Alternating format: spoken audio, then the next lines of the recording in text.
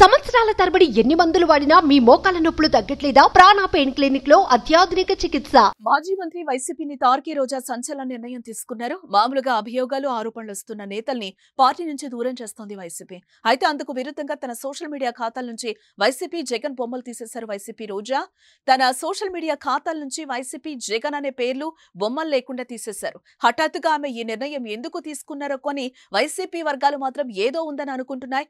రోజా social media header లో YCP ఆనవాళ్లు లేవు, బయోలో తాను వైసీపీ నాయకురాలను చెప్పుకోవడానికి కూడా రోజా ఇష్టపడలేదు. నగర ఇన్ఛార్జిగా రోజా ఉన్నారా లేదా అన్న దానిపై స్పష్టత కావాలని ఆమె అడిగినట్లుగా తెలుస్తోంది.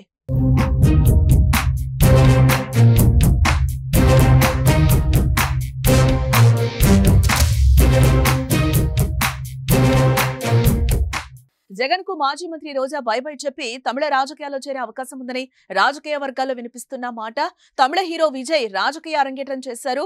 తమిళిగ వెట్రి కళగం టీఎంకే పార్టీ ఏర్పాటు చేసి జెండాను ఆయన ఆవిష్కరించడం జరిగింది. అయితే పార్టీ గీతాన్ని విడుదల చేశారు. ఇప్పుడు రోజా టీఎంకే పార్టీలో చేరే అవకాశం ఉందని కూడా టాక్ వినిపిస్తోంది. ఆమె భర్త సెల్వమణి తమిళ సినీ దర్శకుడు.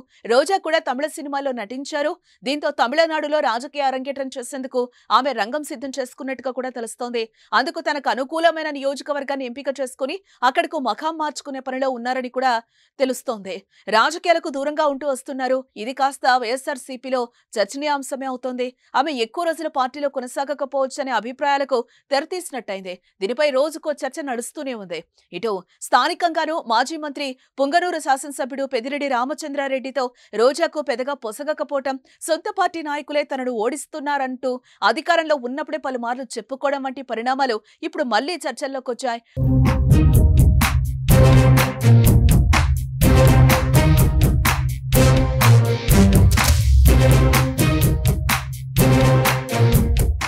అదే సమయంలో రోజా తన అధికారిక ఎక్స్ అకౌంట్ లో వైఎస్ఆర్సీపీ పేరును ప్రస్తావించకపోవడం కొత్త అనుమానాలకు తావిచ్చినట్లుగా అయింది. నగరి మాజీ ఎమ్మెల్యే, పర్యాటకం, యువజన సర్వీసుల మాజీ మంత్రిగా తన బయోడేటాలో పొందుపరిచారు. పార్టీ గురించి ఎక్కడా రాయలేదామె. అకౌంట్ హెడర్ లో కూడా వైఎస్ జగన్ ఫోటోను తొలగించారు. 2029 ఎన్నికల్లో రోజాకు వైసీపీ టికెట్ ఇవ్వకపోవచ్చని టాక్ కూడా వినిపించింది. పార్టీతో పాటు ప్రజల్లో వ్యతిరేకత ఉన్న 2024 ఎన్నికల్లో వైసీపీ హైకమాండ్ ను సెంటిమెంట్ తో పాటు ఎమోషనల్ గా బ్లాక్మెయిల్ చేసి టికెట్ తెచ్చుకున్నారట. బెదిరించి సీటు తెచ్చుకున్నా గెలవలేదు. మరో పార్టీలో చేరదామనుకున్న అవకాశం లేదు.